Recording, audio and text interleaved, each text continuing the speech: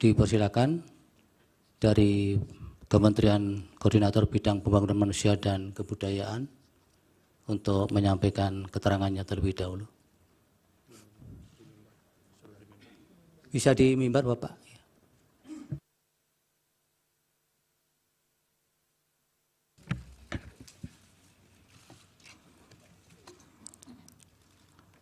Assalamualaikum warahmatullahi wabarakatuh. Salam sejahtera untuk kita semua. Om Swastiastu, Namo Buddhaya, salam kebajikan. Keterangan Menteri Koordinator Bidang Pembangunan Manusia dan Kebudayaan pada sidang Mahkamah Konstitusi Jakarta 5 April 2024. Yang mulia Ketua dan anggota Majelis Hakim Mahkamah Konstitusi. Pada hari ini, saya sebagai Menteri Koordinator Bidang Pembangunan Manusia dan Kebudayaan Republik Indonesia akan menyampaikan butir-butir penting berkenaan dengan program-program pemerintah, khususnya yang berkaitan dengan penanganan kemiskinan dan perlindungan sosial.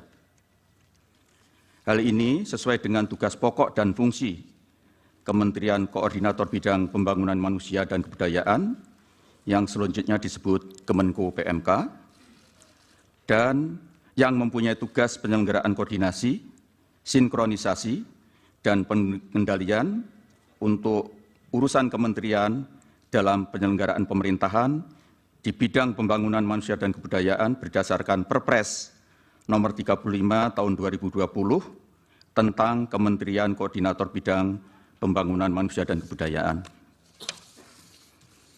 Tugas Kemenko PMK tersebut dilaksanakan untuk memberikan dukungan pelaksanaan inisiatif dan pengendalian kebijakan berdasarkan agenda pembangunan nasional dan penugasan Presiden. Sementara itu, fungsi dari Kemenko PMK diantaranya ialah 1. Melakukan koordinasi dan sinkronisasi perumusan, penetapan, dan pelaksanaan kebijakan kementerian dan lembaga. 2. Melakukan pengendalian pelaksanaan kebijakan kementerian atau lembaga. 3. Pengelolaan dan penanganan isu yang terkait dengan bidang pembangunan manusia dan kebudayaan. 4. Pengawalan terhadap program prioritas nasional dan kebijakan yang diputuskan oleh Presiden dalam sidang kabinet. Yang mulia Ketua dan anggota Majelis Hakim Konstitusi, berdasarkan hasil survei Sosial Ekonomi atau Susenas Maret 2023 yang dilakukan oleh Badan Pusat Statistik atau BPS, angka kemiskinan nasional mencapai 9,36%. Sementara target RPJMN tahun 2020-2024 ditetapkan sebesar 6,5 sampai dengan 7,5%. Agar target dapat terpenuhi, diperlukan pendekatan kebijakan khusus melalui berbagai program di kementerian dan lembaga dan pemerintah daerah. Sementara itu, untuk kemiskinan ekstrim, kita harus terus mengupayakan agar target 0% berdasarkan Inpres nomor 4 tahun 2022 dapat terwujud pada tahun 2024 dan mudah-mudahan target tersebut dapat tercapai, mengingat program penghapusan kemiskinan ekstrim sudah mencapai angka 1,12% pada Maret 2023. Perlu kami sampaikan yang mulia, pada Maret 2022, kemiskinan ekstrim masih berada pada angka 2,04%, berarti capaian dalam 1 tahun terakhir sebesar 0,92%. Ketua dan anggota Majelis Hakim Konstitusi yang kami muliakan, perhitungan angka kemiskinan di Indonesia adalah menggunakan pendekatan pengeluaran. Dengan pendekatan tersebut, menghasilkan garis kemiskinan secara nasional sekitar 554.458 per kapita per bulan. Dengan komposisi garis kemiskinan makanan sebesar 408.522 atau 74,21%, dan garis kemiskinan bukan makanan sebesar 141.936 atau 25,79%. Maka dengan demikian dapat kami simpulkan bahwa faktor pembentukan kemiskinan, kami ulangi, faktor pembentuk kemiskinan di Indonesia 3/4-nya adalah komoditas pangan. Selain itu, BPS menyebutkan bahwa rata-rata rumah tangga miskin di Indonesia memiliki 4,71 orang anggota rumah tangga. Dengan demikian, besarnya garis kemiskinan per rumah tangga secara rata-rata adalah sebesar 2.592.657 per rumah tangga miskin per bulan.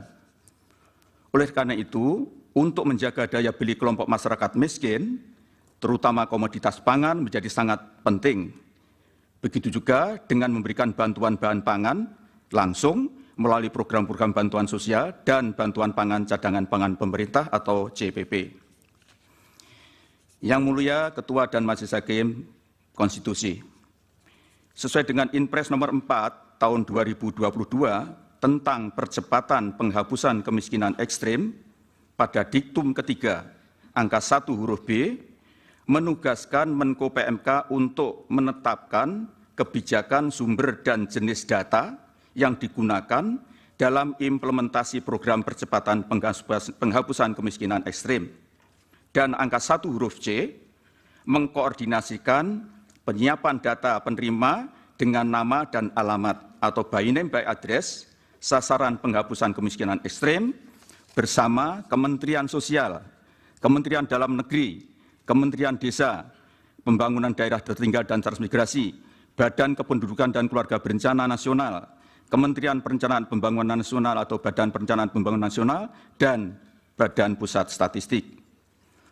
Adapun upaya menurunkan kemiskinan menjadi 7,5% dan penghapusan kemiskinan ekstrim menjadi 0% pada tahun 2024 dilakukan melalui 3 strategi, yaitu mengurangi beban pengeluaran keluarga miskin, meningkatkan pendapatan keluarga miskin, dan mengurangi jumlah kantong-kantong kemiskinan. Ketiga strategi tersebut harus dilakukan secara bersama-sama, serempak, saling melengkapi dan berkelanjutan, dan berkesinambungan, baik oleh pihak pemerintah pusat, pemerintah daerah maupun non-pemerintah, yaitu akademisi, swasta, masyarakat, dan lain-lainnya.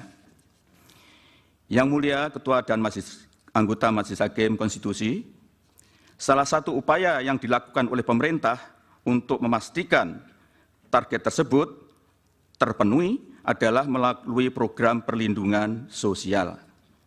Program ini merupakan pengejawantahan amanat konstitusi dan peraturan perundang-undangan yang memberikan mandat kepada negara untuk melindungi fakir miskin dan kelompok rentan.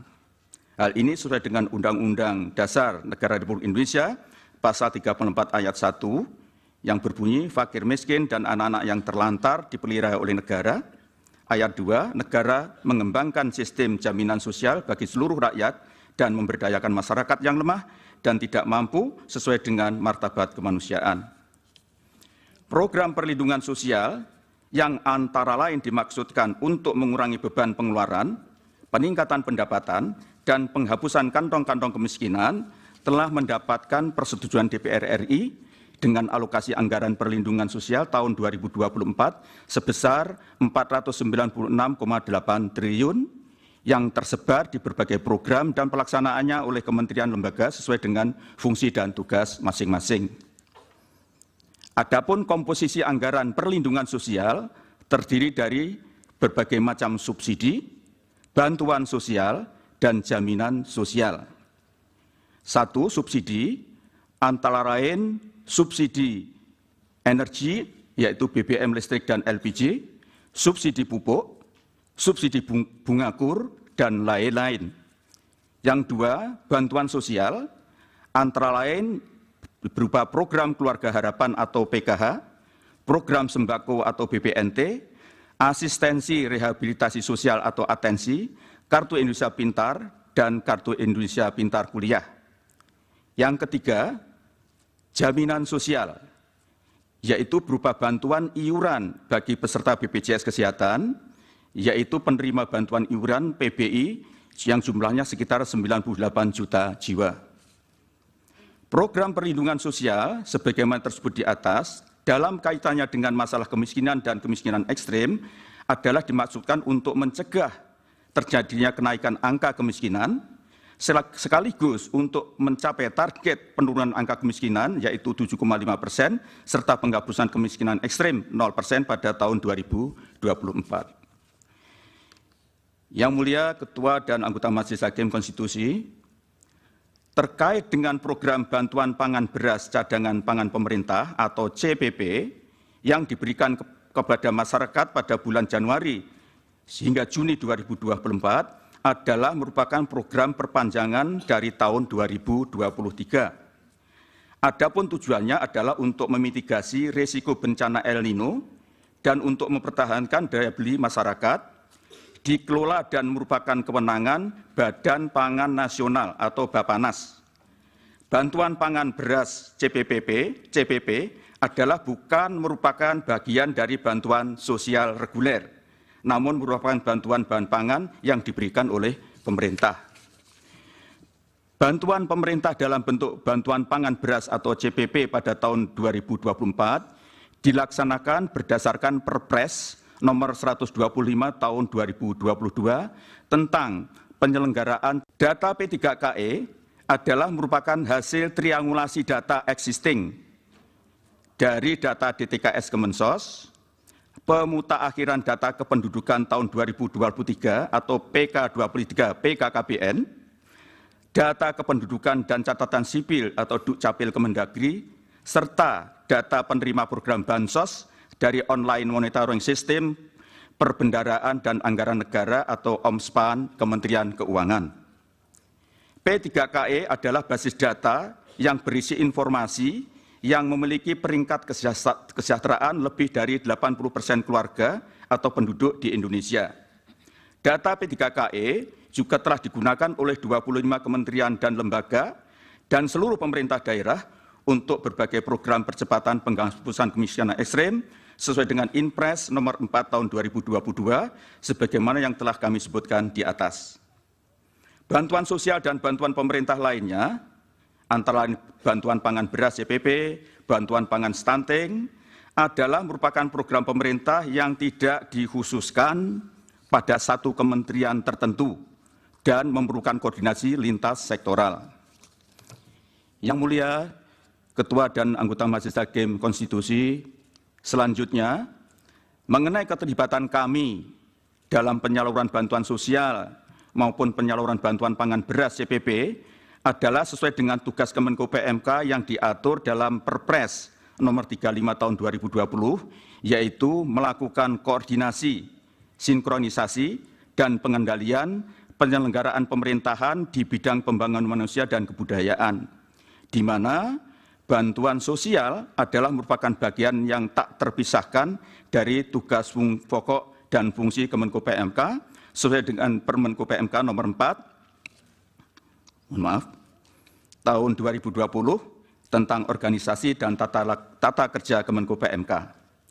Pelaksanaan tugas tersebut dimaksudkan untuk memberikan dukungan pelaksanaan inisiatif dan pengendalian kebijakan berdasarkan agenda pembangunan nasional dan penugasan Presiden. Untuk keperluan tersebut di atas, kami melakukan berbagai kunjungan kerja guna memastikan bahwa pelaksanaan penyaluran bantuan sosial reguler maupun bantuan pangan beras CPP berlangsung sebagaimana yang diharapkan.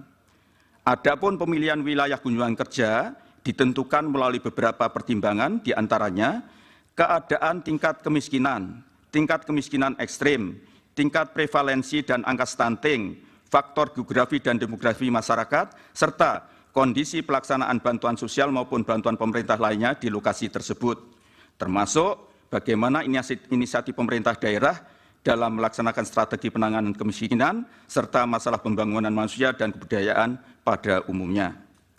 Khusus dalam kaitannya dengan pemantauan bantuan pangan beras CPP, dilakukan untuk memastikan ketersediaan bahan pangan tersebut di gudang Bulog dan memastikan bantuan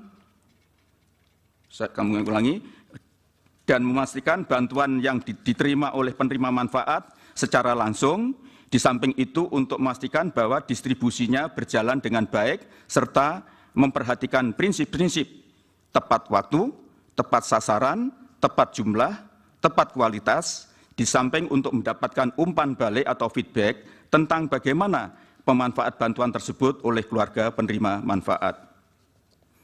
Yang mulia Ketua dan anggota Majelis Hakim Konstitusi, kami memahami apabila tugas dan fungsi kami untuk mengkoordinasikan, mensinkronkan, dan mengendalikan pelaksanaan program di lapangan, kemudian dikait-kaitkan dengan pesta demokrasi beberapa waktu yang lalu.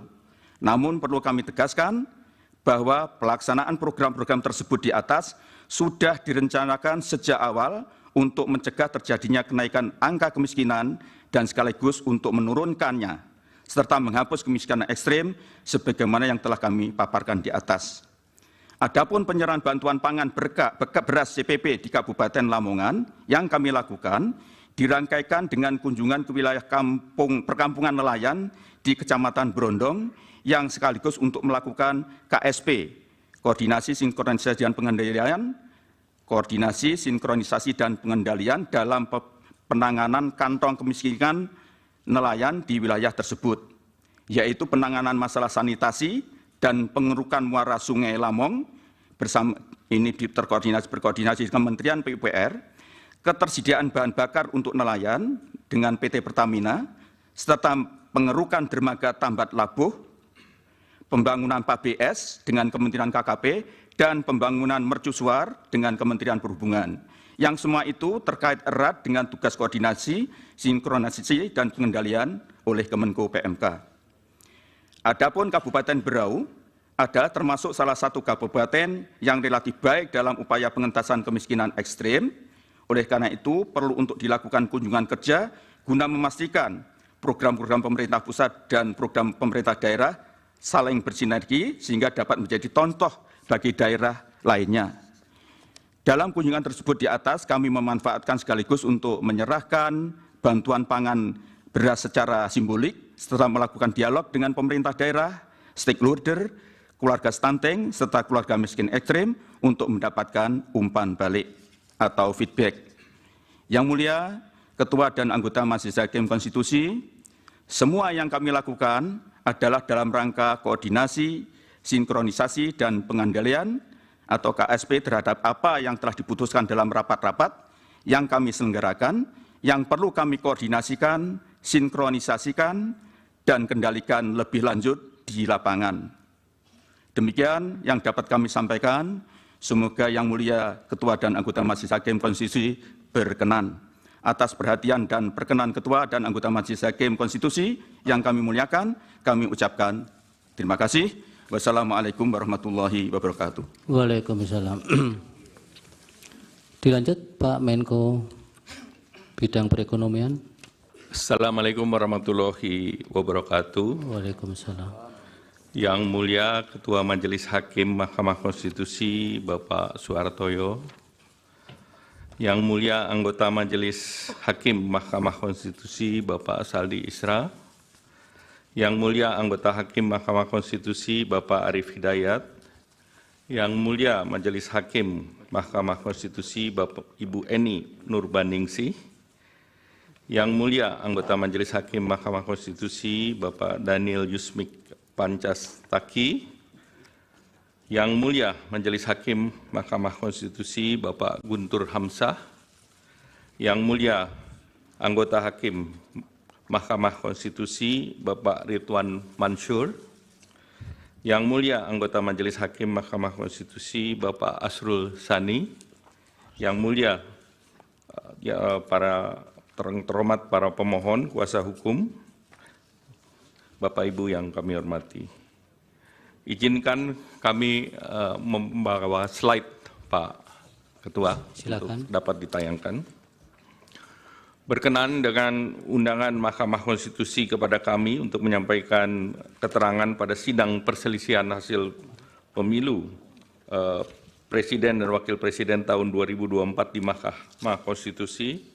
Perkenankan kami menyampaikan penjelasan dengan pelaksanaan program perlindungan sosial yang di dalamnya terdapat pelaksanaan bantuan sosial oleh pemerintahan Kabinet Indonesia Maju di bawah pimpinan Bapak Presiden Joko Widodo dan Wakil Presiden Bapak Ma'ruf Amin tahun 2019-2024. Kalau slide-nya mohon ditayangkan. Sebentar, Bapak.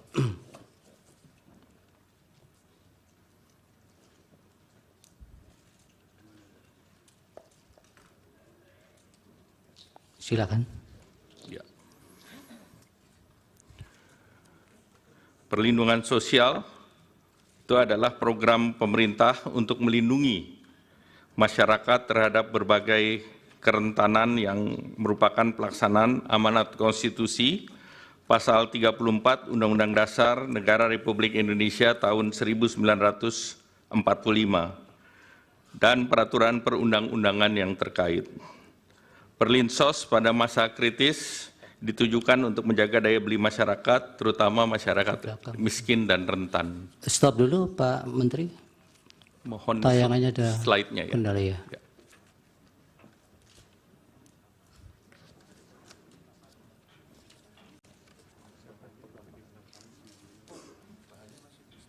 Iya, di sana.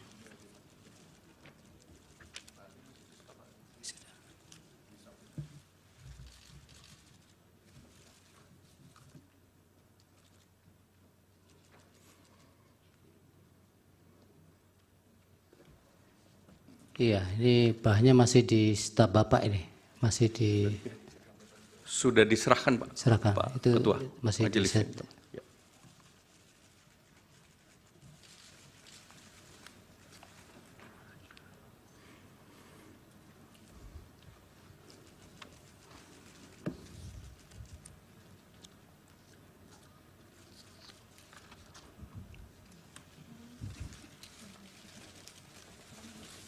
Sambil kita lanjut, Pak Silakan. Ketua Majelis yang kami hormati. Besaran perlinsos setiap tahun mengalami fluktuasi sejalan dengan perkembangan perekonomian dan sejak tahun 2020 besaran perlindungan sosial berada di atas angka 440 triliun. Anggaran perlinsos tahun 2023 dengan pagu sebesar 476 triliun itu telah terrealisasi sebesar 443,4 triliun. Sedangkan anggaran tahun 2024 ditetapkan dengan pagu sebesar 496,8 triliun, sebagaimana yang ditetapkan dalam Undang-Undang Nomor 19 Tahun 2023 tentang APBN tahun 2024. Kenaikan anggaran perlinsos pada tahun 2024 utamanya disumbang oleh kenaikan anggaran subsidi energi dan juga pergerakan nilai tukar rupiah. Realisasi harga Indonesia crude price di tahun 2023 sebesar 78,43 dolar per barrel, sedangkan asumsi harga ICP Indonesia tahun 2024 sebesar 82 dolar per barrel, dan nilai tukar rupiah juga mengalami kenaikan rata-rata 15.230 menjadi rata-rata 15.664 di tahun 2024. Kenaikan harga dan nilai tukar ini berimplikasi pada kenaikan subsidi energi di tahun 2024 bila dibandingkan dengan 2023.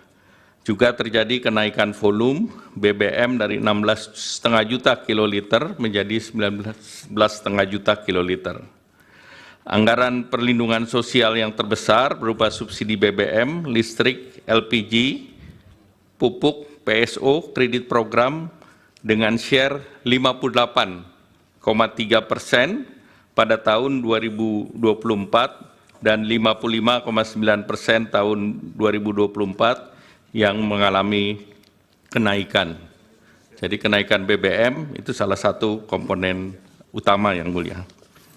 Sejak bulan Desember 2023, berbagai negara termasuk Indonesia mengalami dampak terjadinya El Niño, di mana beberapa tempat produksi pangan, terutama beras, mengalami gangguan, baik yang tidak bisa melakukan penanaman dan memundurkan jadwal dan hal ini membuat pasokan pangan seperti beras mengalami gangguan yang tentunya sangat mengganggu kepada dan berdampak signifikan terhadap masyarakat miskin.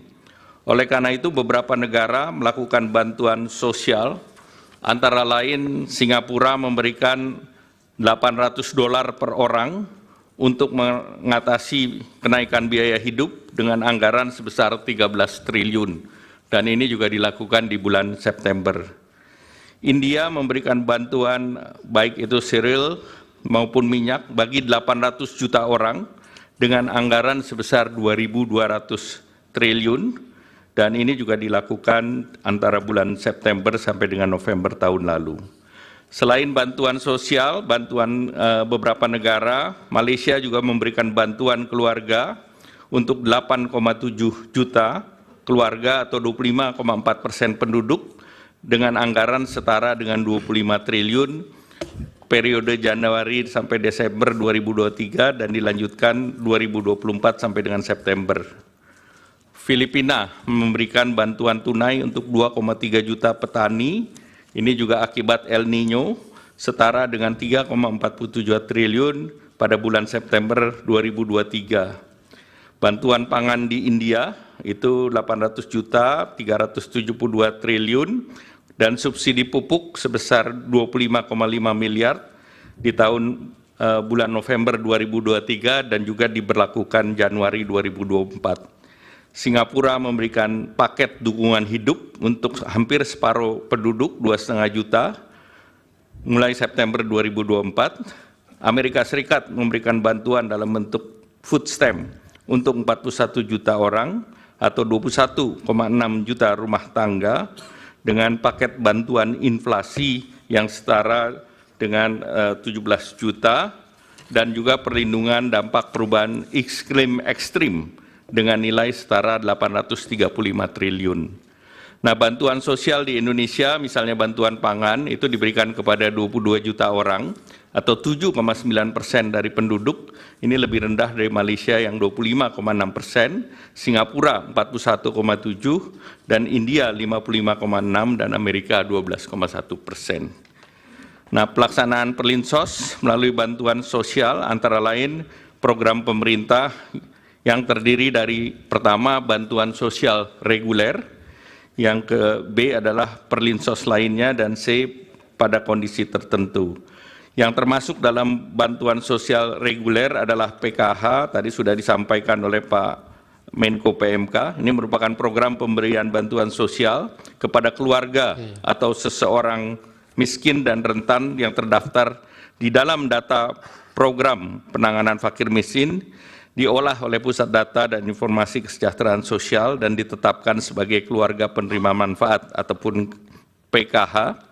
Landasannya adalah Undang-Undang Nomor 40 Tahun 2004 tentang Sistem Jaminan Sosial Nasional, Undang-Undang Nomor 11 Tahun 2009 tentang Kesejahteraan Sosial, PP 39 Tahun 2012 tentang Penyelenggaraan Kesehatan Sosial, dan Peraturan Menteri Sosial Nomor 1 Tahun 2018 tentang Program Keluarga Harapan. Kartu sembako merupakan bantuan sosial pangan yang disalurkan secara non-tunai setiap bulan kepada keluarga penerima manfaat, landasan hukum Undang-Undang 11 2009, PP 39 Tahun 2012 tentang Penyelenggaraan Kesejahteraan Sosial, Perpres 63 Tahun 2017 tentang penyaluran bansos secara non-tunai, dan Permensos Nomor 4 Tahun 2023 tentang pelaksanaan program sembako. Program Indonesia Pintar merupakan bantuan berupa uang tunai, perluasan akses, kesempatan belajar dari pemerintah yang diberikan kepada peserta didik yang berasal dari keluarga miskin dan rentan miskin untuk membiayai pendidikan.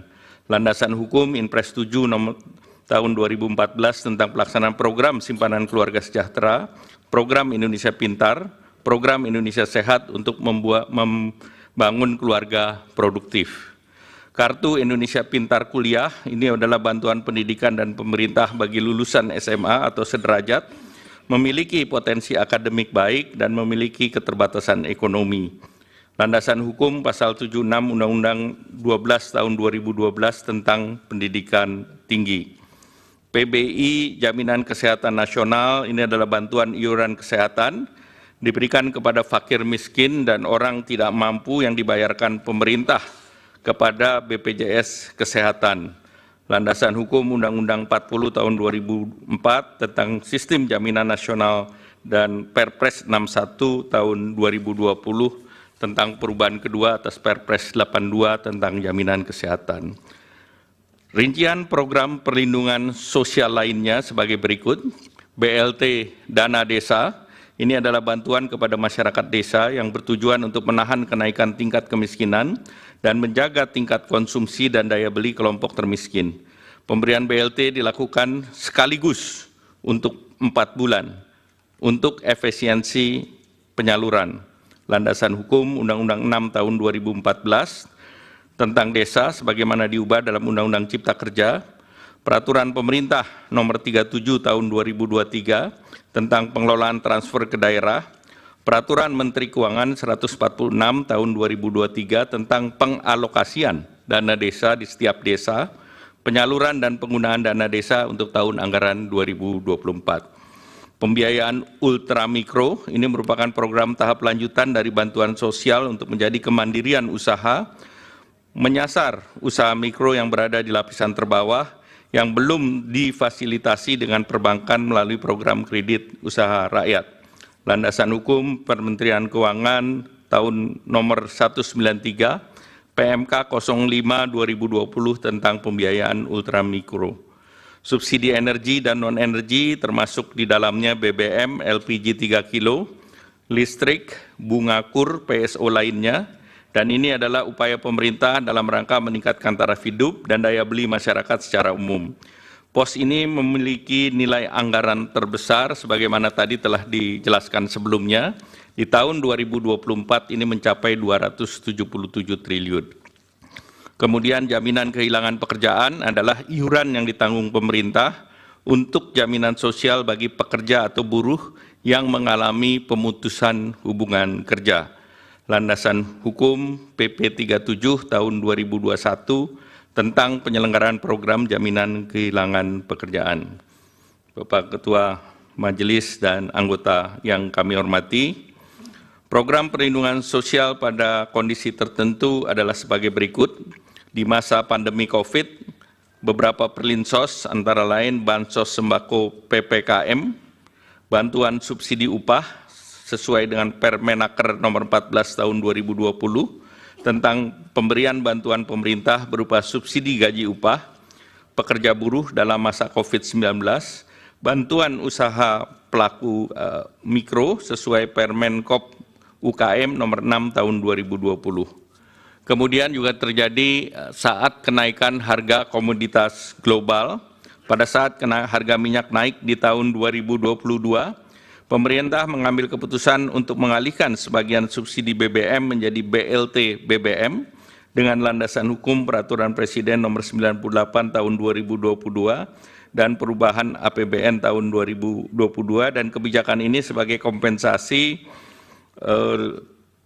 harga Pertalite yang naik dari 7.650 menjadi 10.000 pada tahun 2022 dan dibayarkan secara sekaligus untuk 4 bulan.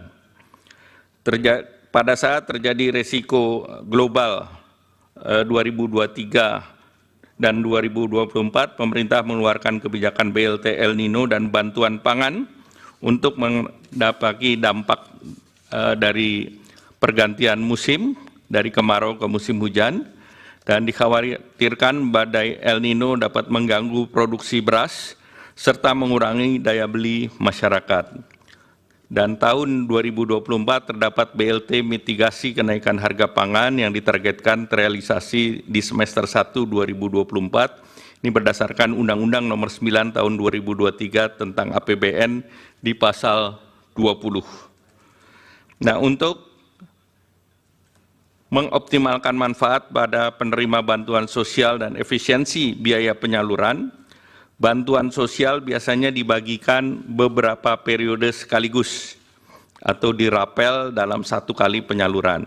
Sebagai contoh, bantuan sosial reguler seperti PKH disalurkan per 3 bulan, 1 tahun 4 kali penyaluran.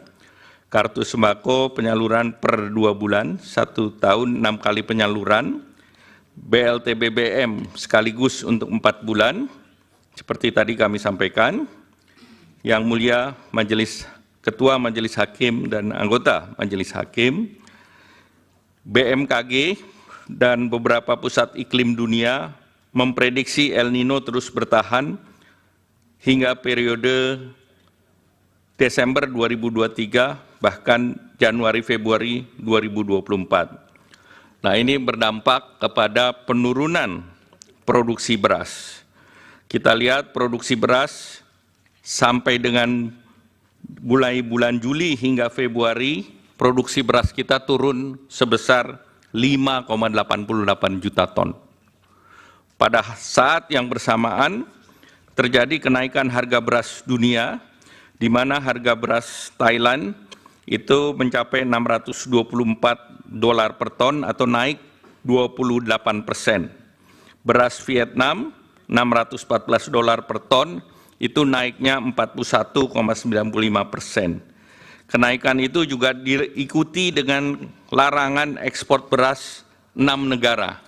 Di tahun 2023, India, Bangladesh, Rusia, UAE, Myanmar, dan Uganda melarang ekspor beras, dan juga 3 negara dilanjutkan di tahun 2024, India, Bangladesh, dan Rusia. El Nino berdampak juga terhadap peningkatan harga pangan, terutama beras. Kita lihat dari data bahwa volatile food terus meningkat di bulan Juli, hingga puncaknya Maret yang tercatat sebesar 10,33%. Beras menkontribusi kepada inflasi di bulan Maret saja 0,74%. Jadi pada periode El Nino tersebut produksi padi menurun, harga beras internasional meningkat, dan inflasi meningkat. Nah, itulah salah satu pertimbangan ada bansos terkait dengan El Nino dan juga bantuan pangan. Dari berbagai latar di atas, maka dibutuhkan bantuan sosial untuk menjaga daya beli masyarakat, dan ini adalah amanat konstitusi pasal 34 Undang-Undang Dasar 1945, di mana bansos untuk mengisi dan memitigasi peningkatan kemiskinan dan potensi perlambatan pertumbuhan ekonomi. Kita ketahui penduduk miskin sangat rentan terhadap kenaikan harga, khususnya terhadap kelompok makanan. Dari desil 1 sampai 4 atau 40% penduduk, 25%-nya adalah untuk membeli bahan makanan pokok ataupun beras. Secara nasional, komponen makanan terhadap garis kemiskinan adalah 74,21%. Hubungan konsumsi masyarakat terhadap pertumbuhan ekonomi sangat erat. Konsumsi rumah tangga kontribusinya terhadap PDB sebesar 53,83%. Sehingga apabila ada konsumsi rumah tangga melambat, maka pertumbuhan ekonomi pun akan terganggu. Untuk melindungi masyarakat miskin dan rentan akibat El Nino dan gangguan rantai pasok global, pemerintah telah menerapkan strategi untuk menjaga ketersediaan pasokan pangan dan daya beli masyarakat dengan program bantuan pangan dan bantuan langsung tunai. Untuk pelaksanaan bantuan pangan dilakukan oleh Badan Pangan Nasional sesuai dengan Undang-Undang Nomor 18 Tahun 2012 tentang Pangan dan Peraturan Presiden Nomor 66 Tahun 2021 tentang Badan Pangan Nasional. Pada tahun 2023, pemerintah meluncurkan bantuan pangan berupa 10 kilo beras menyasar kepada 21,3 juta KPM, penerima PKH atau sembako berdasarkan DTKS dengan realisasi anggaran sebesar 18,1 triliun, dan penyelenggaraan program ini adalah Bappenas. Setelah itu juga BLT El Nino dengan 200.000 per bulan dengan 18,8 juta KPM, dan ini realisasi 7,5 triliun yang diselenggarakan oleh Kementerian Sosial. Untuk di tahun 2024, pemerintah melaksanakan program bantuan pangan berupa beras 10 kg menyasar 22 juta KTM dengan data P3KE seperti tadi disampaikan oleh Pak Menko PMK dengan alokasi anggaran 17,4 triliun. Selain itu juga BLT mitigasi risiko pangan, KPM-nya adalah 18,8 dan bantuannya sebesar 200.000 per bulan.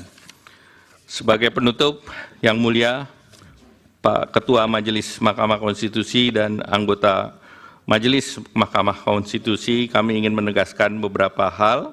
Yang pertama, program perlindungan sosial adalah upaya pemerintah untuk mendukung masyarakat menghadapi berbagai tekanan, mempertahankan kehidupan dan penghidupan.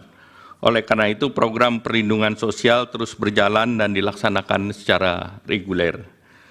Untuk menghadapi berbagai kerentanan, tekanan ekonomi, pemerintah memberikan perlindungan sosial untuk menjaga daya beli masyarakat yang terdampak, terutama masyarakat miskin dan rentan. Oleh karena itu, pemerintah mencermati bahwa tahun 2023-2024, resiko daripada El Nino yang menyebabkan kenaikan harga pangan ini dapat mengganggu penghidupan masyarakat yang miskin maupun rentan.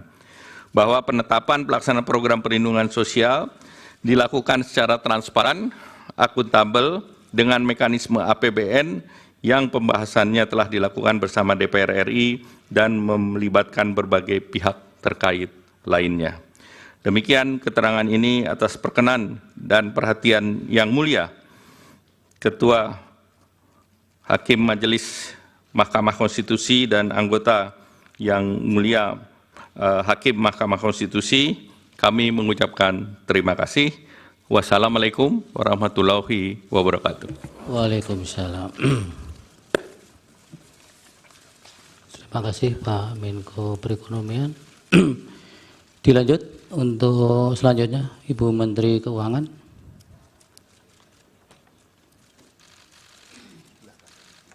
Bisa sebelah kanan, Ibu.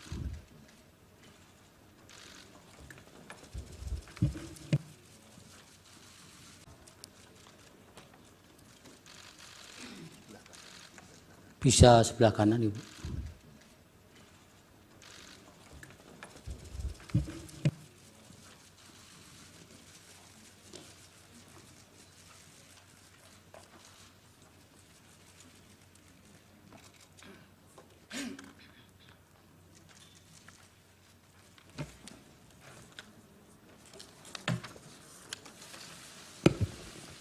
Terima kasih Yang Mulia.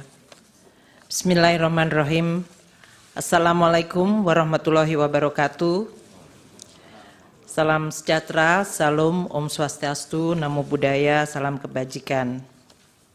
Yang Mulia Ketua Bapak Soehartoyo, Yang Mulia Saldi Isra, Yang Mulia Bapak Arif Hidayat, Yang Mulia Ibu Eni Nurbaningsih, Yang Mulia Bapak Daniel Yusmikpo, Yang Mulia Bapak Arsul Sani, Yang Mulia Bapak Guntur Hamzah, dan Yang Mulia Bapak Ridwan Mansur, Majelis Hakim Mahkamah Konstitusi yang kami hormati.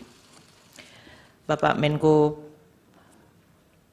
Bidang Pembangunan Manusia dan Kebudayaan, Bapak Menko Perekonomian, Bapak Ibu Menteri Sosial, Ketua Dewan Kehormatan Penyelenggara Pemilu, pimpinan, anggota, kuasa hukum KPU dan Bawaslu, serta para kuasa hukum dari paslon peserta Pilpres.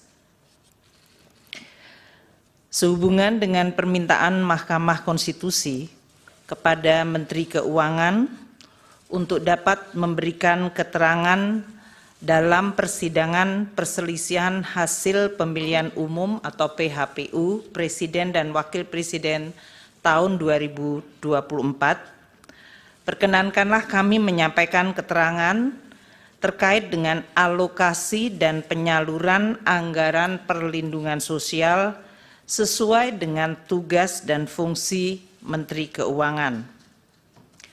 Kami sungguh bersyukur dan mengaturkan terima kasih untuk kesempatan memberikan keterangan di forum Mahkamah Konstitusi yang mulia ini.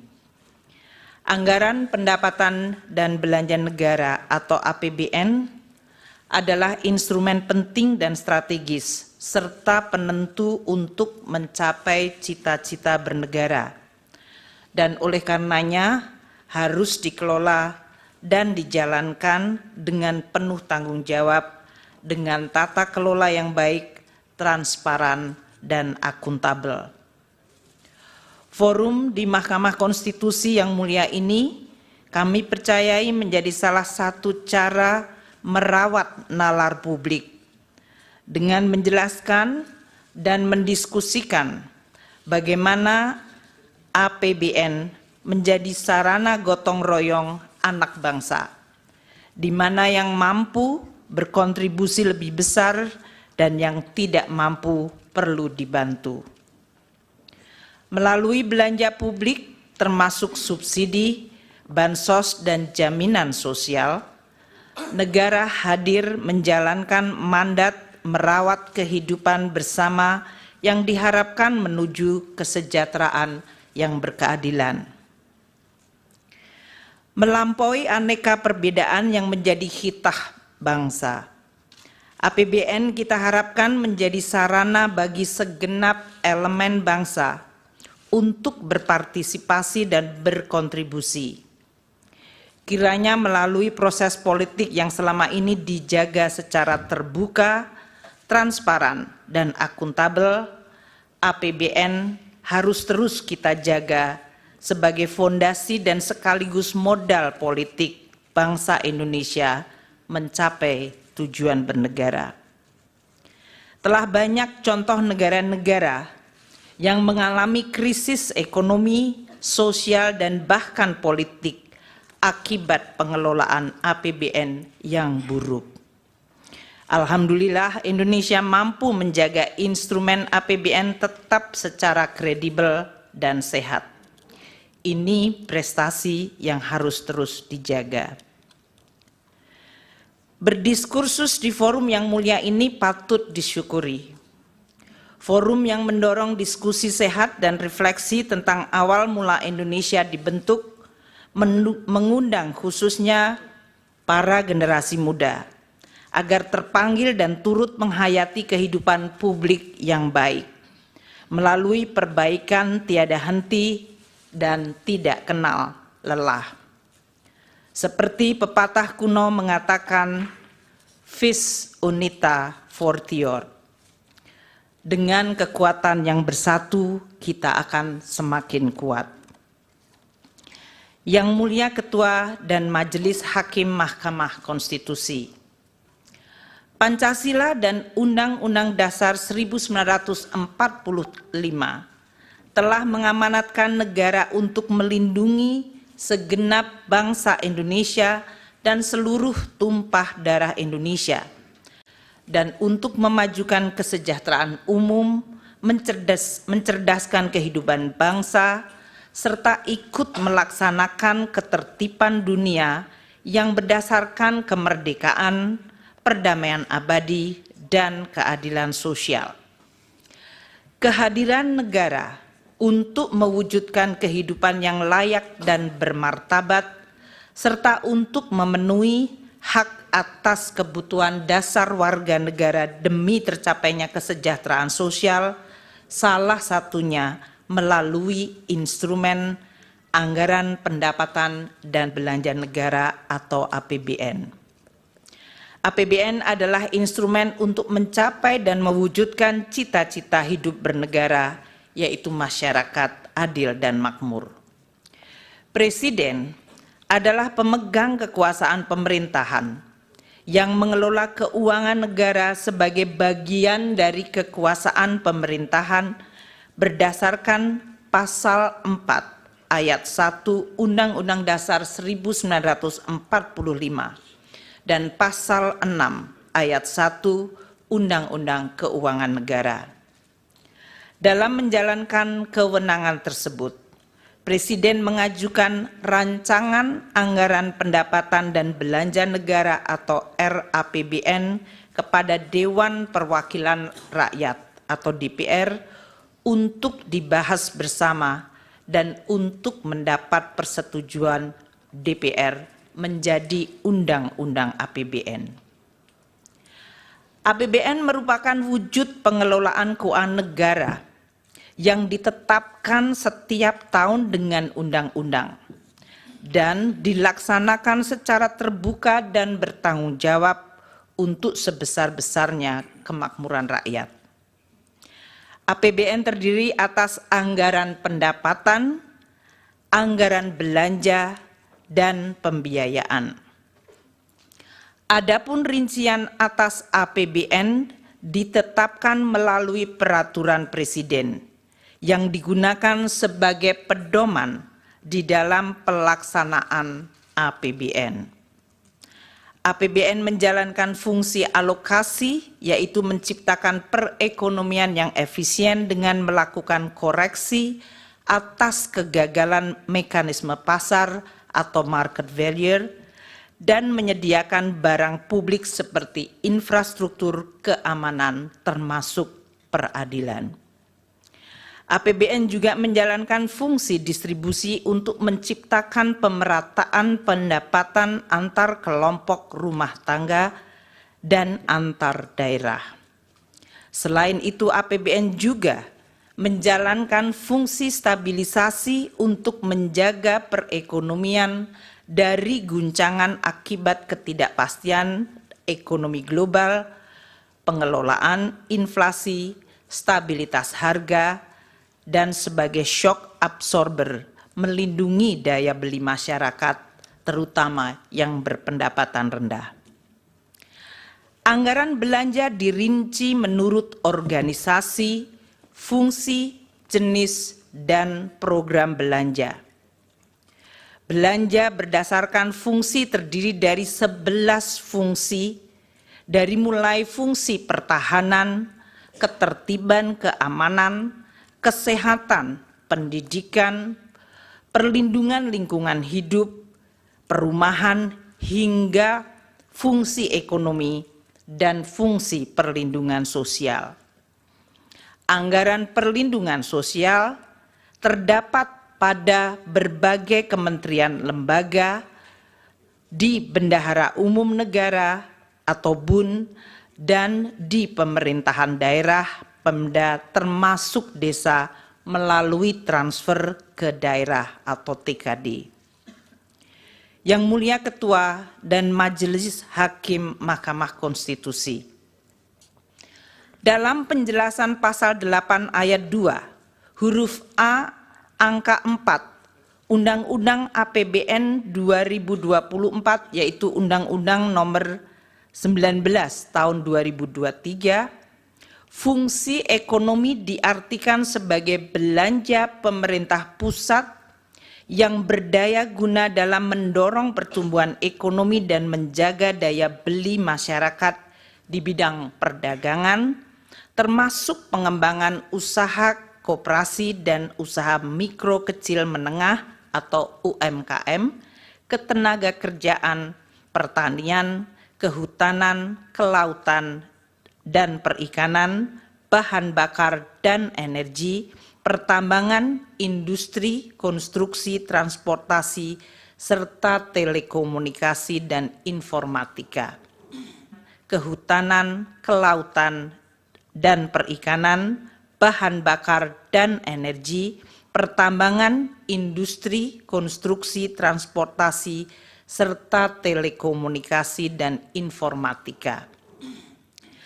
Lebih lanjut, penjelasan dalam pasal 8 ayat 2 huruf A angka 11 Undang-Undang APBN 2024, fungsi perlindungan sosial merupakan belanja pemerintah pusat yang berdaya guna dalam memberikan pelayanan sosial, jaminan sosial, pemberdayaan sosial, penyuluhan sosial, dan bantuan sosial serta perlinsos lainnya untuk melindungi masyarakat dari kemungkinan terjadinya risiko sosial.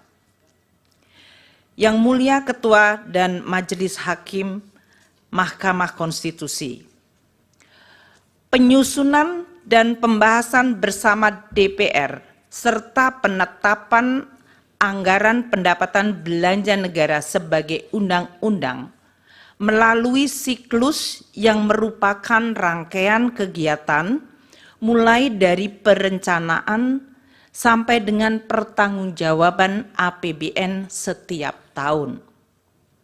Kami akan memberikan ilustrasi penyusunan APBN tahun 2024 ini. Siklus penyusunan dimulai sejak tahun sebelumnya, yaitu tahun 2023, dengan tahapan sebagai berikut. Tahap perencanaan dan penganggaran RAPBN 2024 dijadwalkan pada periode Januari hingga Juli 2023, mencakup penyiapan konsep kerangka ekonomi makro, pokok-pokok kebijakan fiskal atau KEM PPKF, dan rencana kerja pemerintah RKP, dan perencanaan kegiatan serta pagu anggaran oleh kementerian dan lembaga.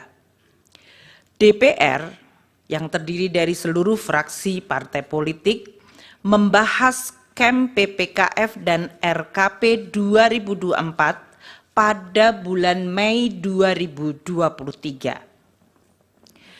Presiden menyampaikan nota keuangan dan RUU APBN 2024 kepada DPR pada sidang paripurna tanggal 16 Agustus 2023. Tahap pembahasan RAPBN untuk 2024 terjadi pada periode Agustus hingga Oktober 2023, di mana RUU APBN 2024 telah dapat diselesaikan dibahas antara pemerintah dan DPR dan mendapat persetujuan pada rapat paripurna DPR pada tanggal 21 September 2023. Tahap penetapan Undang-Undang APBN yang dijadwalkan paling lambat akhir Oktober terjadi di mana Undang-Undang APBN 2024 yaitu Undang-Undang 19 tahun 2023 ditetapkan pada tanggal 16 Oktober 2023. Selanjutnya, Peraturan Presiden Rincian APBN yang dijadwalkan November-Desember telah selesai ditetapkan pada tanggal 28 November. Tahap pelaksanaan APBN pada tahun berjalan yang diawali dengan disahkan dokumen pelaksanaan anggaran dan dilanjutkan dengan pencatatan serta pelaporan per semester. Tahap pemeriksaan dan pertanggungjawaban Undang-Undang APBN 2024 dijadwalkan pada tahun 2025 atau T+1, di mana BPK akan melakukan pemeriksaan terhadap LKPP yang disusun pemerintah untuk selanjutnya dibahas dan disetujui DPR menjadi Undang-Undang Pertanggungjawaban Pelaksanaan APBN. Kami menjelaskan ini untuk kemudian disandingkan proses lini masa penyusunan APBN tahun anggaran 2024 yang telah selesai pada tanggal 21 September 2023 dan diundangkan tanggal 16 Oktober 2023. Apabila lini masa penyusunan APBN 2024 disandingkan dengan proses tahapan pemilihan Presiden dan Wakil Presiden tahun 2024 yang dilakukan oleh KPU, waktu penetapan Undang-Undang APBN 2024 telah selesai bahkan sebelum waktu penetapan pasangan calon presiden dan wakil presiden pada tanggal 13 November 2023, atau bahkan penetapan Undang-Undang APBN. Yang Mulia Ketua dan Majelis Hakim Mahkamah Konstitusi, APBN adalah instrumen penting untuk menjaga masyarakat, negara, dan perekonomian agar mampu menghadapi berbagai dinamika perekonomian global, nasional, dan juga menjawab tantangan zaman untuk mendukung berbagai agenda pembangunan secara optimal. APBN harus didesain secara antisipatif, responsif, dan mampu adaptif di dalam menghadapi berbagai kondisi dan guncangan. Pemerintah dan DPR sepakat untuk menggunakan APBN sebagai instrumen kebijakan kontra siklus atau counter cyclical yang sangat penting. Misalnya pada saat terjadi guncangan hebat dan dahsyat akibat pandemi COVID-19. APBN telah berperan luar biasa secara efektif melakukan penanganan COVID-19 serta dampaknya melalui program pemulihan ekonomi nasional atau PCPEN. APBN juga bekerja sangat keras untuk menjaga momentum pemulihan ekonomi khususnya dalam penanganan dampak lanjutan atau scarring effect yang timbul akibat dari pandemi 19. Penyusunan APBN 2024 juga tetap menghadapi berbagai tantangan ketidakpastian perekonomian global seperti inflasi dan suku bunga tinggi di negara-negara maju, juga persaingan geopolitik, khususnya eskalasi perang Rusia dan Ukraina, dan proteksionisme yang meningkat, yang menyebabkan terganggunya rantai pasok pangan dan energi. Selain itu, terdapat tantangan domestik berupa peningkatan investasi yang harus terus dilakukan. Dampak dari El Nino dan cuaca buruk di berbagai daerah telah mengancam ketahanan pangan dan kesejahteraan masyarakat. Dengan mempertimbangkan berbagai kondisi di atas, pemerintah bersama DPR sepakat bahwa APBN 2024 harus optimis namun tetap waspada terhadap dinamika yang terjadi. Tema kebijakan fiskal tahun 2024 diarahkan untuk mempercepat transformasi ekonomi yang inklusif dan berkelanjutan. Yang Mulia Ketua dan Majelis Hakim Mahkamah Konstitusi, izinkan kami sekarang membahas khusus mengenai Perlinsos. Dengan tema APBN 2024, kebijakan APBN 2024 dalam jangka pendek difokuskan untuk melakukan pengendalian inflasi dalam bentuk stabilitas harga, penghapusan kemiskinan ekstrim, penurunan prevalensi stunting, dan peningkatan investasi. Untuk melaksanakan tema dan arah kebijakan fiskal tersebut, APBN 2024 dirancang sebagai shock absorber untuk melindungi daya beli rakyat dan menjaga stabilitas ekonomi antara lain melalui program perlindungan sosial. Postur APBN 2024 dengan total belanja mencapai 3.325,1 triliun. Di dalamnya terdapat belanja untuk perlindungan sosial sebesar 496,8 triliun rupiah yang berfungsi untuk stabilisasi dan mendukung penghapusan kemiskinan termasuk kemiskinan ekstrim dan stunting. Yang Mulia Ketua dan Majelis Hakim Mahkamah Konstitusi, alokasi anggaran Perlinsos yang sebesar 496,8 triliun dapat dilihat di dalam gambar ini dilaksanakan oleh berbagai kementerian lembaga dan berasal dari badan anggaran atau bagian anggaran KL maupun bagian anggaran bendahara umum negara serta transfer. 75,6 triliun rupiah anggaran Kemensos disalurkan melalui program bantuan sosial atau Bansos, yaitu program Keluarga Harapan PKH, Kartu Sembako, dan program Bansos lainnya. 80,5 triliun untuk perlindungan sosial dikelola oleh beberapa kementerian lembaga seperti Kemendikbud dan Kemenak melalui program PIP, KIP, dan beasiswa afirmasi.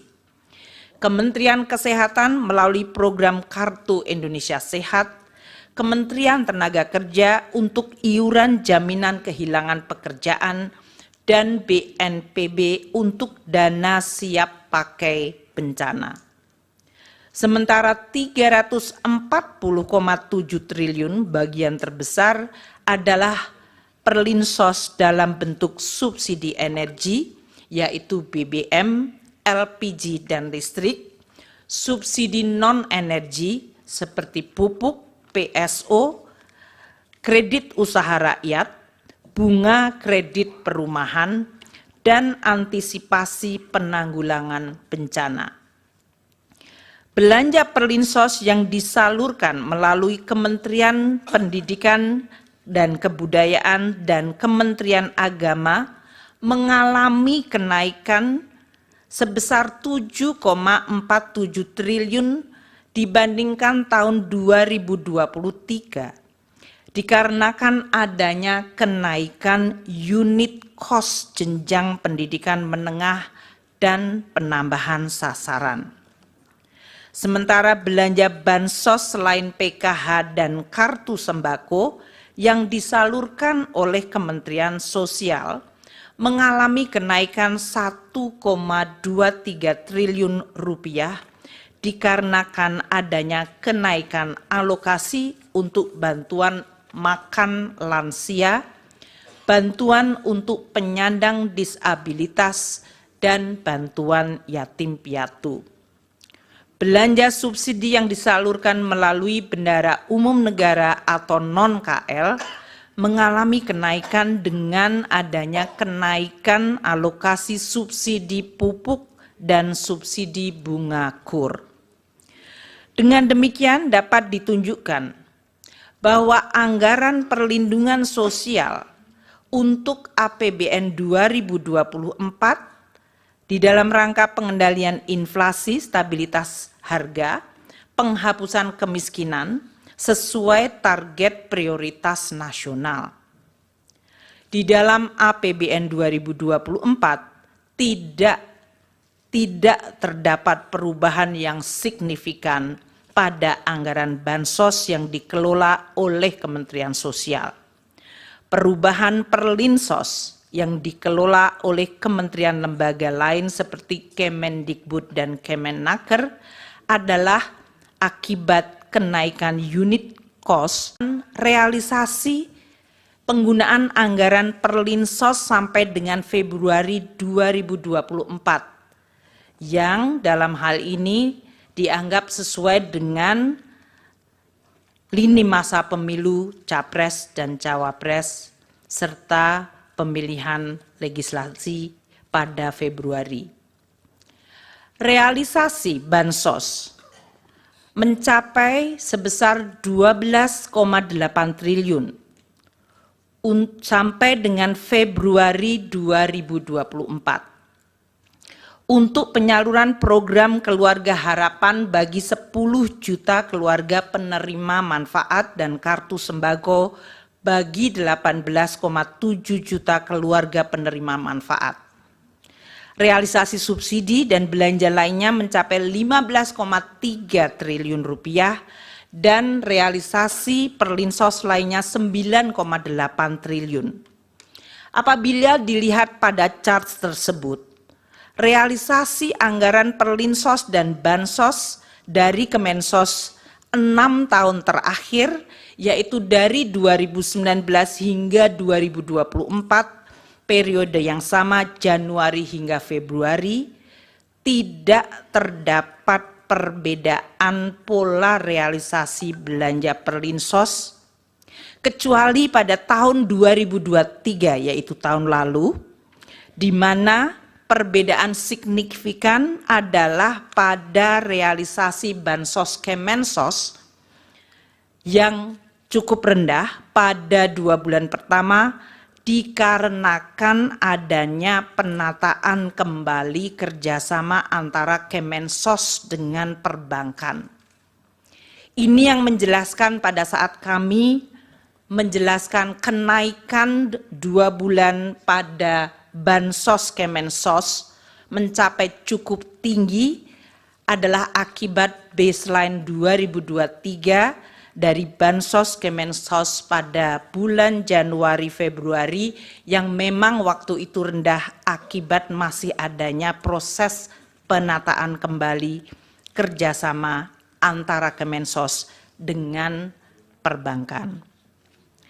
Berdasarkan uraian ini, dapat kami sampaikan bahwa pola pembayaran perlindungan sosial dan bantuan sosial tahun 2024 tidak mengalami perbedaan dengan pembayaran tahun-tahun sebelumnya. Anggaran Perlinsos telah dianggarkan di dalam APBN tahun 2024 sesuai pembahasan dan persetujuan DPR, dan pola realisasinya tidak terdapat perbedaan dibandingkan periode 6 tahun sebelumnya. Yang Mulia Ketua dan Majelis Hakim Mahkamah Konstitusi, dapat kami tambahkan bahwa anggaran Perlinsos yang ditunjukkan Presiden dalam RAPBN, yang diajukan Presiden di dalam RAPBN 2024 adalah sebesar 493,5 triliun rupiah. Sedangkan alokasi Perlinsos yang ditetapkan dalam Undang-Undang APBN 2024 yang telah disetujui DPR adalah sebesar 496,8 triliun rupiah. Adanya peningkatan dari usulan pemerintah akibat adanya kenaikan anggaran subsidi, akibat perubahan parameter asumsi, kenaikan harga pokok penjualan pupuk, dan kenaikan plafon kredit usaha rakyat. Yang Mulia Ketua dan Majelis Hakim Mahkamah Konstitusi, beralih kepada bantuan pangan. Dalam rangka mendukung pelaksanaan tugas pemerintah di bidang pangan, pemerintah membentuk Badan Pangan Nasional Bappenas melalui Perpres 66 tahun 2021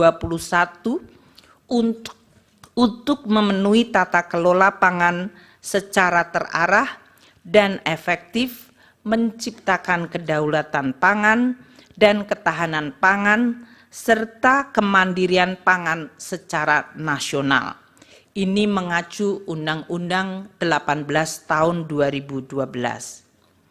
Di dalam pelaksanaan fungsinya, Bappenas menangani kerawanan pangan diantaranya melalui pengadaan, pengelolaan, dan penyaluran bantuan pangan untuk masyarakat berpenghasilan rendah dan terdampak bencana. Penyaluran bantuan pangan yang dilakukan melalui Bappenas bukan merupakan bagian dari perlindungan sosial, namun ditujukan untuk penguatan ketahanan pangan dan stabilitas harga pangan. Di dalam APBN ini masuk fungsi ekonomi, bukan fungsi Perlinsos. Pada tahun 2023, Bappenas mempunyai anggaran 10,2 triliun rupiah dan sudah memberi bantuan pangan kepada 21,53 juta keluarga penerima manfaat.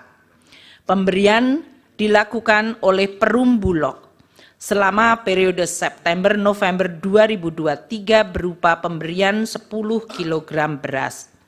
Dalam proses pencairan alokasi bantuan pangan yang dimohonkan oleh Bappenas, diperlukan review oleh BPKP untuk menjamin akuntabilitas dari permohonan yang diajukan.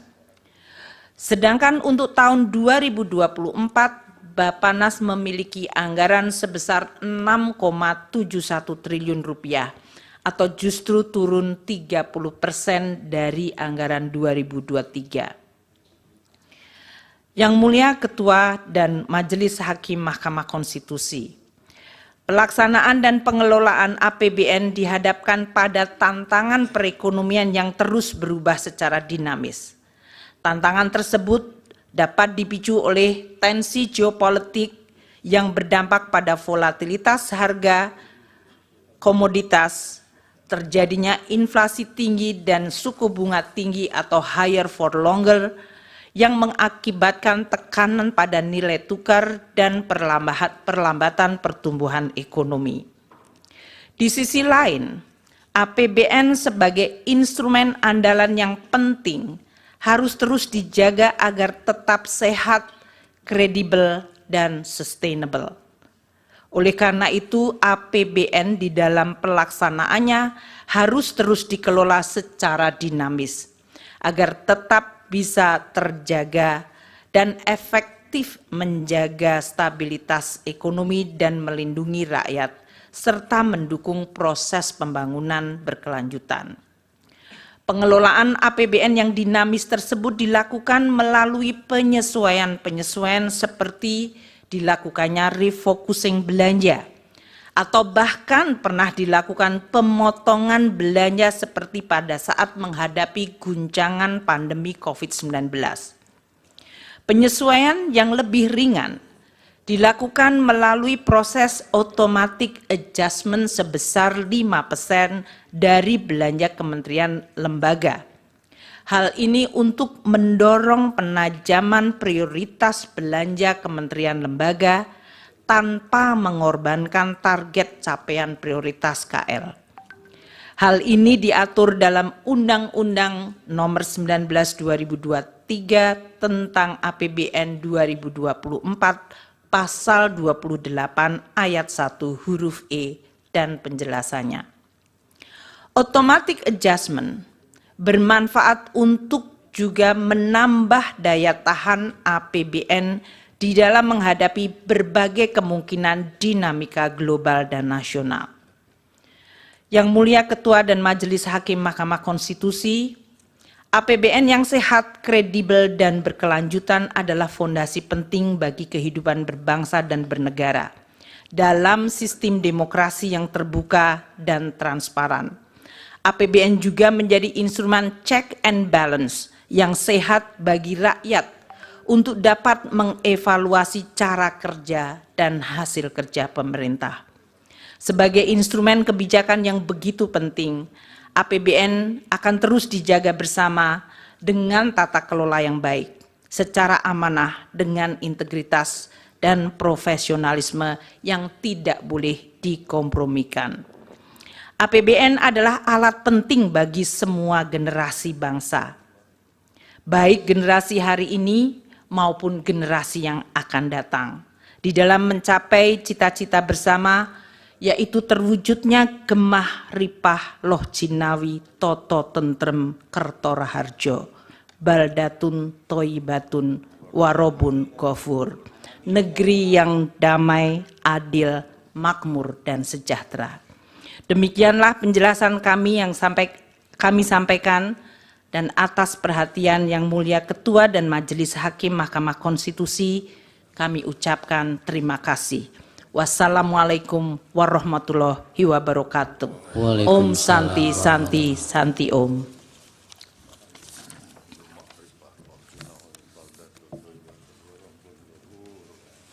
Baik, terima kasih Bu Menteri Keuangan. Bismillahirrahmanirrahim. Assalamualaikum warahmatullahi wabarakatuh. Selamat pagi, salam sejahtera bagi kita semua. Shalom, Om Swastiastu, Namo Buddhaya, salam kebajikan, Rahayu. Yang Mulia Ketua Bapak Soehartoyo, Yang Mulia Bapak Saldi Isra, Yang Mulia Bapak Arif Hidayat, Yang Mulia Ibu Eni Nurbaningsih, Yang Mulia Bapak Daniel Yusmik Peko, dan Yang Mulia Bapak Guntur Hamzah, Yang Mulia Bapak Ridwan Mansur, dan Bapak Ibu sekalian, Bapak Menko PMK dan Menko Perekonomian, Ibu Menteri Keuangan, tadi sudah dijelaskan banyak tentang kebijakan anggaran. Kami langsung menjelaskan tentang program-program yang kami lakukan di Kementerian Sosial. Yang mulia para hakim, kami ingin menyampaikan bahwa tahun anggaran tahun anggaran 2023, anggaran Kementerian Sosial sebesar 87 triliun 275 miliar 374.140.000 rupiah. Anggaran tersebut dilaksanakan melalui program perlindungan sosial sebesar 86 triliun 100 miliar 271.705.000 atau 98,65%. Ini adalah bagian dari program yang tadi dijelaskan oleh Bapak-Bapak sebelumnya dan Bapak Ibu sebelumnya sebesar 496 triliun dari perlindungan sosial. Kemudian program dukungan manajemen sebesar 1 triliun 175 miliar 102.435.000 rupiah atau 1,35%. Dengan penjelasan bahwa anggaran berbelanja, belanja pegawai 438 miliar 438,17 miliar atau 0,50%. Belanja barang 3 triliun 353 triliun 3,84%. Belanja modal 167 miliar 167,22 miliar atau 0,19%. Belanja bantuan sosial 83 triliun 316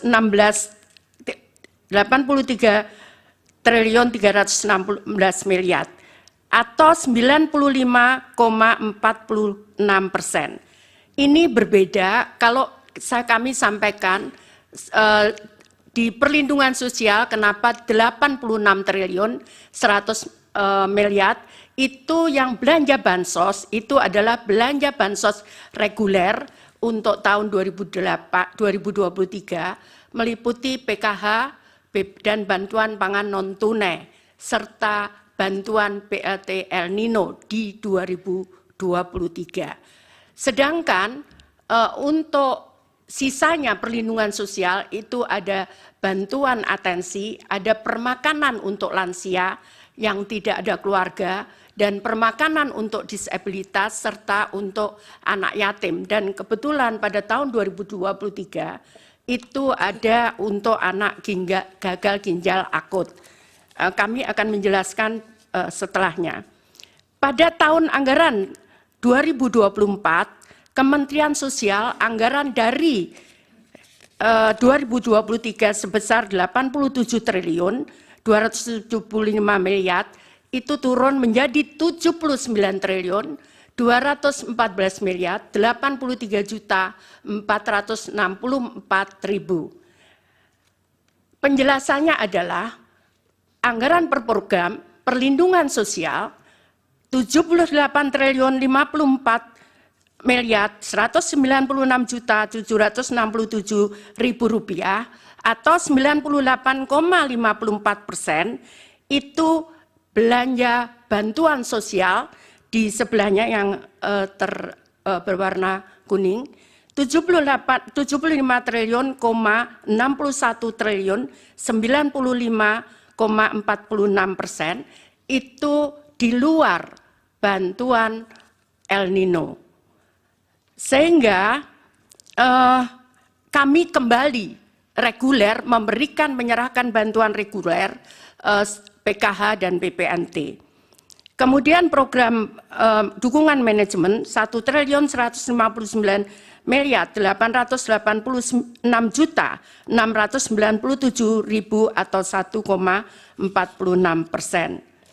Jadi kalau kita bandingkan anggaran tahun 2023 dan 2024, tadi sudah kami sampaikan bahwa anggaran kami turun dari 87 triliun 275 miliar 374 juta 140.000 turun menjadi 79 triliun 214 miliar 83 juta 464.000 rupiah. Hal ini karena belanja BLT El Nino keluar dari bantuan di 2024 dengan rincian sebagai tertera di atas. Adapun belanja Bansos Kementerian Sosial tahun 2023 dan 2024. Bantuan sosial 2023 PKH atau program Keluarga Harapan itu sebesar 10 juta KPM dengan pagu 28 triliun 709 miliar 816 juta 300.000 rupiah. Ini tetap di 2024 tetap 10 juta targetnya, namun realisasinya tidak bisa persis sama 10 juta karena begitu saya netapkan hari ini dengan data, tiap bulan kami perbaiki data karena ada yang meninggal, ada yang lahir, ada yang pindah, sehingga kami harus menetapkan tiap bulan, karena kalau sesuai Undang-Undang 13/2011 itu 1 tahun 2 kali, maka kami sudah terlambat. Karena yang meninggal sudah banyak, kemudian yang lahir juga banyak. Sehingga kami rubah sekarang ini tiap bulan kami menetapkan data penerima bantuan sosial. Yang kedua adalah kartu sembako. Targetnya adalah 18,8 juta KPM dengan dana 45 triliun 120 miliar rupiah. Sama di 2024 itu program sembako 18 dengan target yang sama 18,8 juta KPM. Salur datanya adalah 18,62. Tadi sama, tidak bisa persis sama karena di saat proses ada perubahan-perubahan. Nah, kemudian tahun 2023 ada BLT El Nino dan ini sudah disetujui oleh DPR melalui kesimpulan rapat kerja di Komisi 8 DPR RI dengan Menteri Sosial masa persidangan 2 tahun sidang 2023-2024 Selasa 7 November 2023. Dan ini harus selesai pada bulan Desember karena anggaran tahun 2023 dan saat turun adalah di bulan November. Kemudian bantuan sosial lainnya adalah bantuan untuk gagal ginjal akut untuk 326 orang dengan nilai total 17 miliar 520 juta. Kemudian atipikal atau GGPA itu terdiri dari ini program permakanan untuk lansia 100.000 orang sebesar 552 miliar rupiah. Kemudian permakanan untuk disabilitas ini polanya adalah diserahkan kepada kelompok masyarakat, bisa RW tergantung wilayahnya. Kalau jumlah penduduknya sedikit bisa di kelurahan, dikelola oleh masyarakat, mereka yang memasakkan dan setiap hari mereka menyerahkan kepada penerima manfaat. Kemudian untuk rehabilitasi sosial, jadi atensi untuk anak yatim piatu sebesar 378.755 orang atau 454 miliar 506 juta. Kemudian atensi untuk lansia, ini terutama untuk menolong lansia-lansia yang tiba-tiba sakit, tidak ada yang merawat, maka kami tangani dengan program ini. Kemudian atensi untuk anak, demikian pula untuk anak, ada kadang harus menutup biaya sekolah, kadang juga menutup kebutuhan gizi dan sebagainya. Kemudian atensi untuk penyandang disabilitas, ini bantuan kursi roda dan sebagainya. Kemudian atensi untuk korban bencana, jadi kami memberikan bantuan korban bencana untuk meninggal sebesar 15 juta. Kemudian atensi untuk kelompok rentan dan alat bantu aksesibilitas untuk penyandang disabilitas serta Untuk atensi korban penyalahgunaan nafsa dan ODIF sebesar 10.000 orang dengan nilai 1.706.250.000. Kemudian pemberdayaan komunitas adat terpencil itu yang berada di terdepan perbatasan negara, kemudian terpencil di tengah hutan sebesar 2.847 KK atau setara dengan 50.860 juta rupiah. Kemudian rumah sederhana terpadu atau perbaikan perumahan untuk 7.500 KPM ini di 2023. Untuk 2024 target volumenya hampir sama. Hanya tidak ada untuk El Nino, tidak ada gagal ginjal akut. Namun ini ada beberapa, tadi sudah saya sampaikan, ini baru beberapa 6 bulan, jadi untuk permakanan sudah saya sampaikan ke Bu Menkyu. Jadi total anggaran adalah di 2024 75 triliun 616 miliar, sedangkan realisasi 25 triliun 340 miliar rupiah atau 33,61%.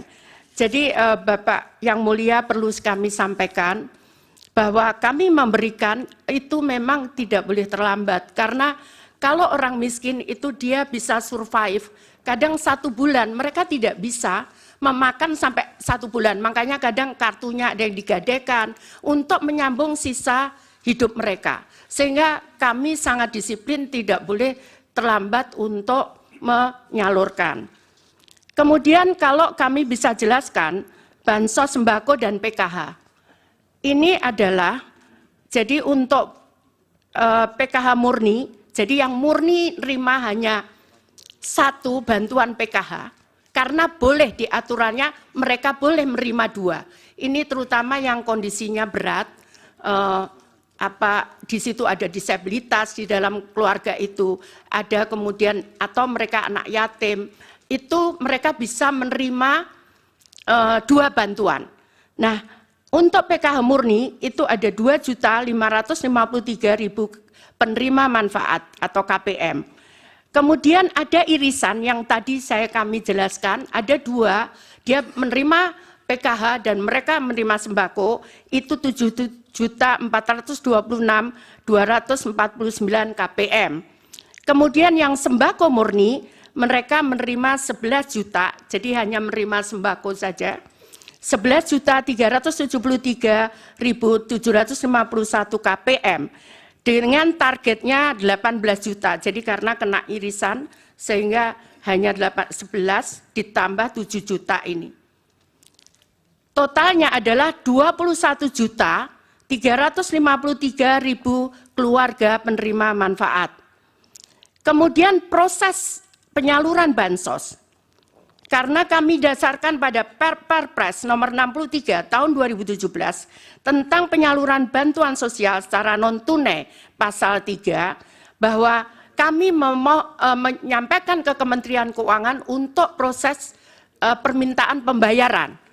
Melalui rekening Kemenkyu kemudian menyalurkan kepada rekening penyalur, ini ada Bank Himbara dan ada PT Pos. Kenapa kita pilih PT Pos? Karena proses di bank itu membutuhkan waktu 3 bulan.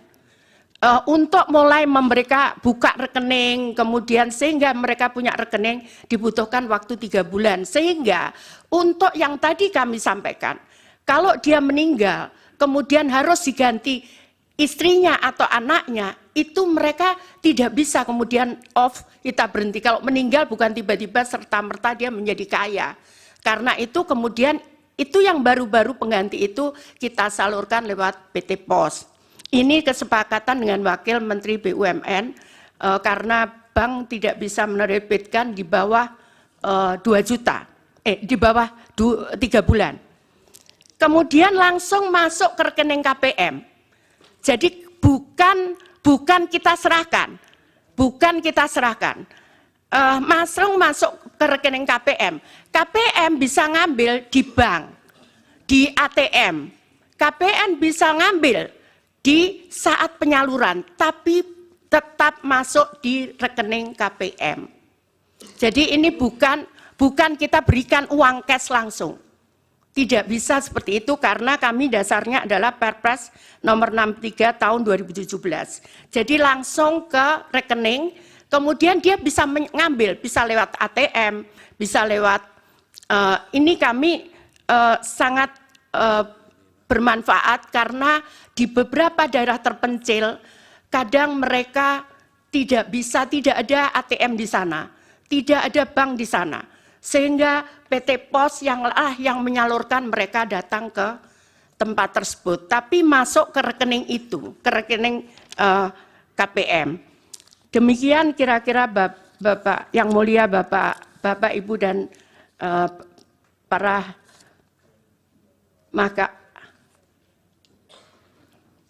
Mahkamah Konstitusi, saya mohon maaf menjelaskannya bukan dengan membaca karena saya biasa melakukan dengan chart seperti ini. Demikian, terima kasih. Mohon maaf kalau ada yang kurang berkenan. Saya akhiri. Wassalamualaikum warahmatullahi wabarakatuh. Salam sejahtera bagi kita semua. Salam, Om Santi, Santi, Santi, Om Namo Buddhaya. Salam kebajikan. Rahayu. Baik, terima kasih Ibu Menteri Sosial. Baik, sebelum ke para hakim,